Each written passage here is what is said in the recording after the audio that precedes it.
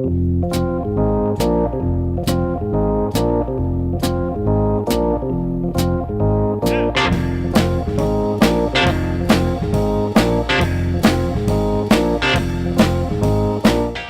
to the Two Blokes Chatting radio show on 94.7 The Pulse.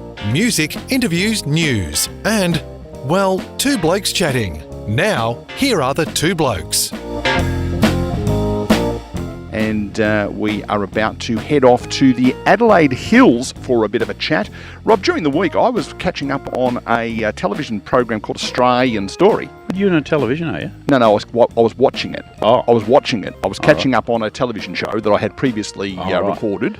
And you were moonlighting. No. That was Sybil Shepherd and Bruce Willis moonlighting. And I had already organised this week's guest, the person we're about to introduce, and blow me down with a feather. There she was, on the TV. Like, this is a person what's been on TV and everything. Oh, really? Her name is Alex Thomas. She is the founder, and I think we'll give her a big wrap up here and call her the CEO of an outfit called Plant a Seed for Safety. Hello, Alex. G'day, how are you? Oh, Unworthy. We are both doing that scene from Wayne's World with Wayne and Garth get down in front of Alice Cooper and go, "We're not worthy, we're not worthy." Or maybe not. But I'm building it up. Oh, dear. Welcome to this circus that we call the Two Blokes Chatting radio show. Great to have you on. Oh, thanks so much for having me. It's a privilege. Tell us about Plant a Seed for Safety. Because I think it's got, apart from the fact it's an organisation, there's a really big story behind it. We really want to help you get the message out there. Yeah, wicked. So Plant a Seed for Safety is a rural social change initiative that basically spins yarns to save lives. So, you know, helping people have conversations in the bush about how to get home safely at the end of each day. Okay, so that implies that they go out somewhere. I'm assuming that also means people who work on their farms and don't go out anywhere. Well, yeah. No, so you're going for both sorts of demographic, those who are sort of working around their own place but also getting out and doing stuff.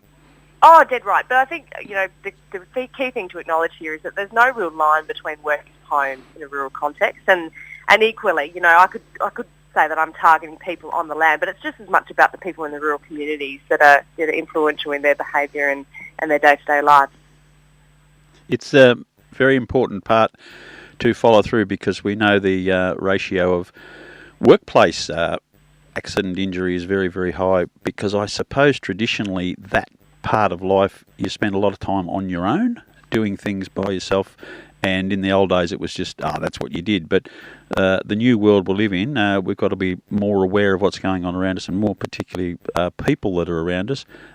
So things like this in a working environment are very, very important in agriculture.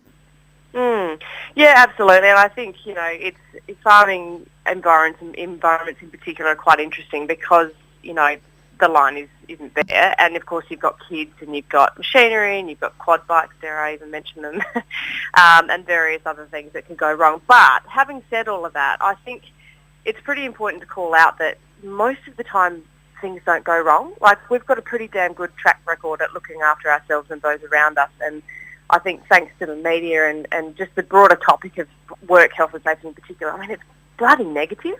And that negativity doesn't really inspire anyone to do anything differently. So I think, you know, the focus of Plant a Seed for Safety is really on keeping it positive and practical and, you know, telling stories that inspire others to potentially think differently. I guess it's a little bit like the road toll, isn't it? That, you know, the number of people who get in their car and drive every day, and then you look at the number of people who tragically lose their lives or are injured in a car accident, is a remarkably small percentage. But that doesn't mean we don't do something about it. I know, that's exactly right. Like, you've summed it up really well. And I just think that if you think about it logically, I mean, we could get hyper-focused on that small number and what the causal factors were behind that particular scenario. And it is terrible. Like, we don't want to see anyone getting hurt in any situation. But if you think about proportionally the amount of time that we spend doing these sorts of things, and, you know, there's a far greater case study in understanding what works well and doing more of that. And it's just a more pleasant narrative, to be quite honest. So, yeah, it's good fun. The other part of the agricultural world is that there's diminishing population in a lot of rural communities as agriculture has changed and the need for workers and small town shrivel. I think there seems to be at last a little bit of impetus to attract people out into rural settings now that we've got a thing called work from home. I mean, someone in a professional capacity could quite easily live in an outback Australia part and still do their job and still be involved in the wonders of rural communities. Do you think the diminishing populations has had a little bit of an effect for a while on the psyche and it's now changing back the other way? Yeah, look, it's an interesting point. Like, I guess, you know, I'm born and bred from the country, so I'm a convert in that respect. Yep. And I, you know, in the wake of COVID, there was lots of people crossing to get out of the metropolitan, or at least it sort of seemed that way. And I don't think that appetite has diminished. I think it's growing. And I think people are really coming to acknowledge just how awesome our regional areas are, how cohesive our communities are, and how wonderful the people are within them, and that really, as you say, there is an opportunity to do lots and lots of different things because we're blessed with this thing called the internet. And fortunately, you know, I think things are rapidly changing. There was that term, what's it called? Is it regionalisation? Yeah. Well, we'll run with it. You're the TV star. Yeah. But no, I think the case for moving into the country is just growing. And I mean, I was on the flat in Adelaide for 5 years, and we've just recently decided to move up to Adelaide Hills into the community of Nairn, and we love it.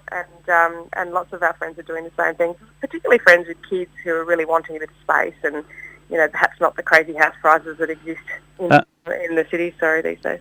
Alex, just interesting point I thought of there that coming from a rural community yourself, you'd be aware about instinctive behaviours to look out for each other, look out for the neighbour more so than I think metropolitan people don't necessarily grow up that way. That's another part I'm liking about the change, is that when people leave the cities to come to the country for the change of experience, they're actually really embracing the standard culture rather than coming in and trying to turn it into where they come from. So this new look out for your neighbour, and probably fits in with what you're trying to sell too about safety, is very much part of an agricultural rural community. Yeah, it really is. It's I mean, you know, we're just faced with different challenges in the bush, and I don't know if I'd call Adelaide Hills the bush, but certainly the further out you go, the tougher it gets, and you just have to work together. And so, you know, back to the sort of Planet Super Safety piece, it's all about finding who the influencers are within regional communities and powering them up with, you know, tools to be able to have the conversation about health and safety, and put it at the forefront of people's minds, and, you know, ultimately inspire them to, you know, make the right choice when they're doing stuff. So, yeah. If we can call Geelong living in the bush, I reckon you can get away with it in the Adelaide Hills. So, thinking about the sorts of things that you talk, and we can tell that your organisation wasn't founded in Victoria, given you keep on referring to it as Plant a Seed for Safety, and we would call it Plant a Seed for Safety. But that's okay. We'll we don't mind being bilingual. Some of the things that cause accidents or lack of safety situations, in my head, there would be elements around fatigue, there would be elements around maintenance of equipment, there would be elements of what Rob was saying before about working by yourself. What are some of the key risk factors that people should be looking out for? Look, in the current climate, I think it's a lot to do with the labour shortages, which is ultimately pushing particularly small family businesses and bigger businesses to, you know, to work harder, longer, faster. And, you know, we've got a very sort of big, hairy, audacious goal to reach, I think is it 30 billion. Anyway, I'm going to get that wrong and it's going to sound terrible, but that's all right. You know, we've got some very, very big production targets for our industry as a whole, which is fantastic, but ultimately we really need the people to be able to deliver the work. So manning is a challenge, and I think the other challenge is that, you know, we are constantly confronted by natural disaster, and while we're an incredibly resilient bunch of people, you know, you can't deny the fact that does cloud our judgment from time to time. It's a lot to take on, and when we're thinking and potentially a bit overwhelmed by what's going on around us, we can't necessarily focus on what could go wrong in any given moment. Because I think the thing that strikes me, and, you know, between the three of us, you know, you've lived 90% of your life on the land, as has Rob. I've lived about 15 minutes on the land, so I'm no expert. But I'm thinking, the old sticky tape and fencing wire kind of thing that, okay, so the guard has fallen off the Duvalaki that hangs off the back of the what's-her-name. Baling twine, mate. Yeah, Fixes everything. So you then fix it rather than getting it maintained or properly repaired. How much of that kind of stuff is still going on? Look, like any industry, that happens, right? But the thing is, we are a very, very professional bunch of people. And farmers in particular go to an enormous amount of time and energy to make sure their stuff's in good nick, because ultimately you can't have a successful business without conditions that's working. So, I wouldn't say it wasn't happening, but I would say, there's an opportunity to focus on the good stuff, and there's plenty of it. The other thing that strikes me as a change, I did teach in a small regional town in 1984, so I suspect that's my line in the sand. In those days, as Rob said, mostly family businesses, I had some real struggles trying to get my kids to focus in year 12 because at the end of the day, quote, I'm just going back to work on Dad's farm, unquote. But these days, bachelors of agricultural science and bachelors of this and bachelors of that, surely that is also informing better? In terms of safety or? In terms of safety and, in fact, better technology, therefore imposing safety, that sort of stuff. I think it all underpins it a bit. Oh, look, I think so. I mean, I think generally speaking, as the generations come through, our appetite towards risk is changing. But I think we've kind of, we've got to embrace both ends of the spectrum here, because there's a very good reason why things were done the way they were done up until this point, and there's a lot of knowledge and expertise in that. So I think it's about kind of combining the two worldviews of the younger generations coming through and the older, and making the best of it to get where we've come from. Just to support Neil's comment, I think that a lot more educated people coming into the business model know the seriousness of risk, and I think it's a lot better environment to work in now than it was years ago for me, because people are aware, and I think that is a really positive story. I know you didn't want to dwell on negatives, but to me, just awareness in itself is a positive, and it's a notable change that I've seen in agriculture. Yeah, and I think your point about technology is a really key one as well. We're at the forefront in terms of agricultural technology advancements and stuff, which is super cool. And the other thing is that,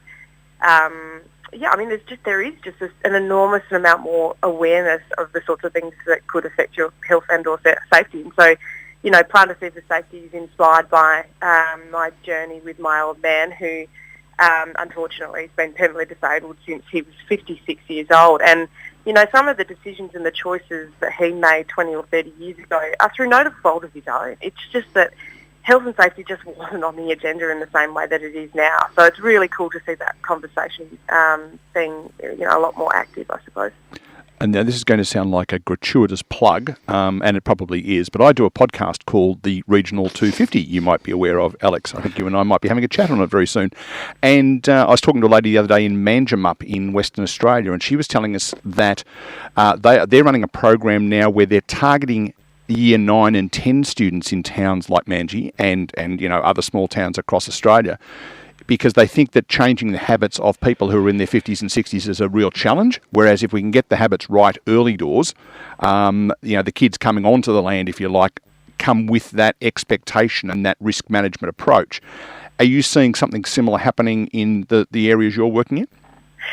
Definitely, and I think that's it's a very important step along the way. I think it's challenging, when you've got young people going into environments, with a fresh view on the world of health and safety and, maybe an appetite for doing things differently, but then they're met with a different context, and perhaps, the people around them aren't showing that same sort of appetite for change, or maybe the leadership's not quite there from a health and safety perspective. There are other challenges. So I think, when you think about changing the culture of an industry or progressing it, I should say, there's just so many inputs. It's not enough to just focus on the younger generations, which is why I think taking that sort of social lens approach to facilitating change is important. So in the same way that 35 years ago nobody wore seatbelts, and today we do it without even thinking about it. I mean, it's not just because the law came into effect. It's because, your best mate said to you, oh, you should put your bloody seatbelt on because, we don't want you to get hurt. And it's because that conversation has been alive and well in footy clubs and netball clubs and schools and on TV. And, I guess another example would be you think about our behaviour and the way that it changed when COVID came to the fore.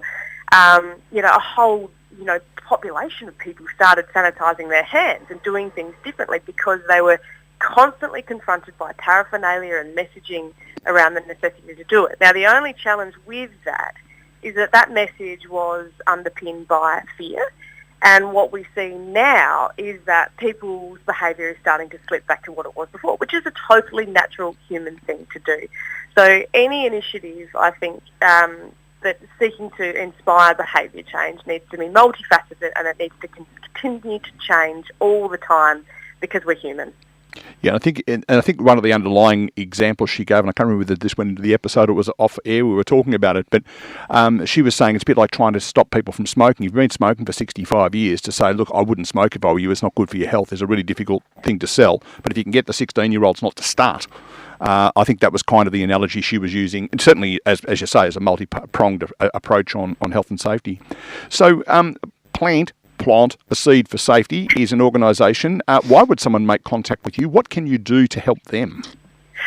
So I guess for me, for Plant a Seed for Safety, it's about starting that conversation in rural communities and putting health and safety front of mind. So in terms of what we deliver on the ground, it's about getting that conversation in classrooms. We've got a colouring in competition that's currently been circulated across the country, which aims to start that conversation in classrooms and also at the kitchen tables in rural households.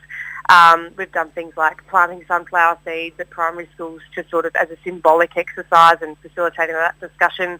We've also done things like going to netball clubs and football clubs and telling stories and hanging a bloody big shovel, Plant a Seed for Safety shovel there to sort of, again, symbolise the need to have that conversation. I mean, our scope is very broad, and really it's just about trying a whole stack of different things and seeing what works and getting the message out there.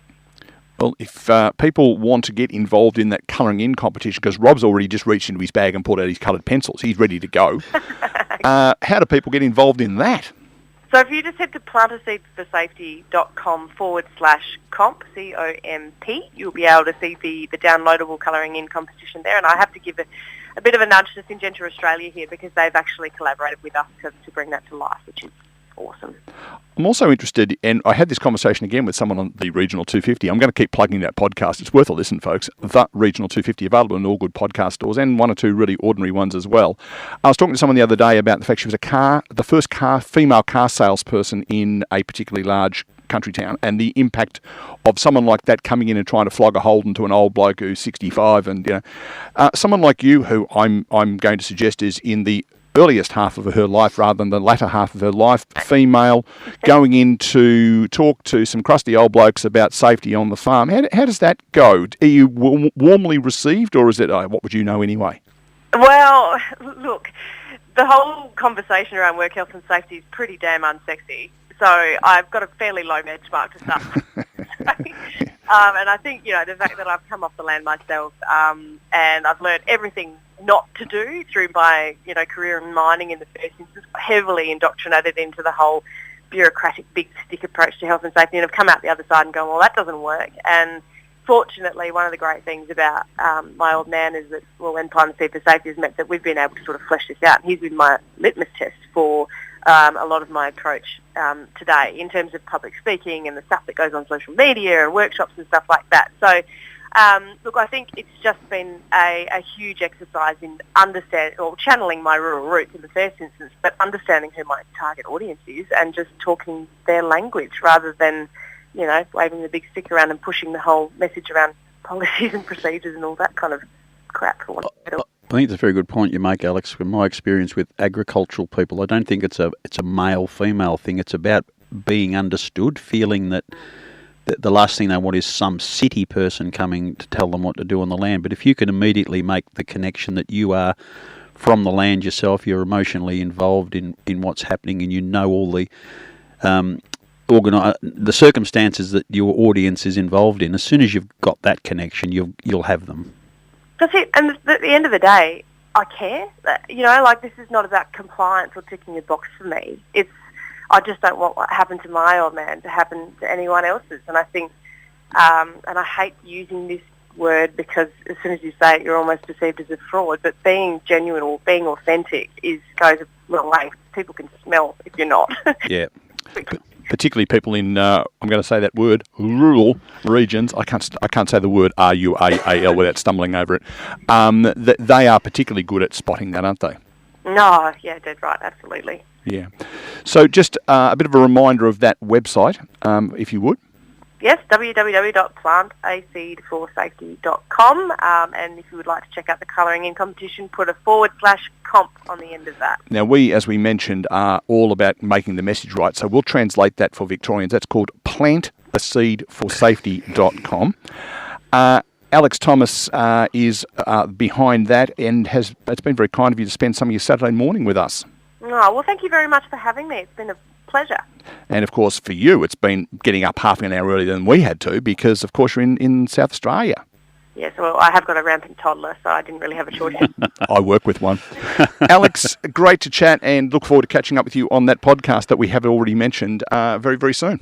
Wonderful. Thank you so much for having me. Thanks, Alex. Best wishes. Thanks, Alex. Alex Thomas there from Plant a Seed for Safety, or if in fact you're a South Australian, Plant a Seed for Safety.